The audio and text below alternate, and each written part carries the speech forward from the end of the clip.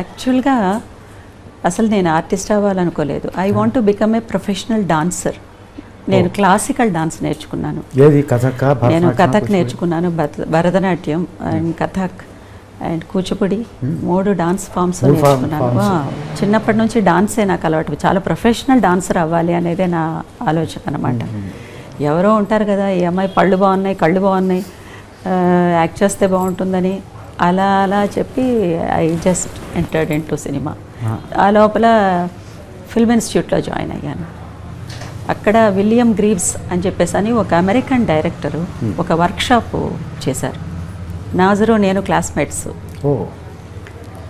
అప్పటికే నాజర్ ఛాంబర్ ఇన్స్టిట్యూట్లో చదువుకుని 6 years తర్వాత ఈ ఇన్స్టిట్యూట్కి వచ్చాడు. నేను ఫ్రెష్గా జాయిన్ అయ్యాను. నాజరు నేను ఒక వర్క్షాప్లో ఒక ఎక్సర్సైజ్ ఒకటి చేసామన్నమాట.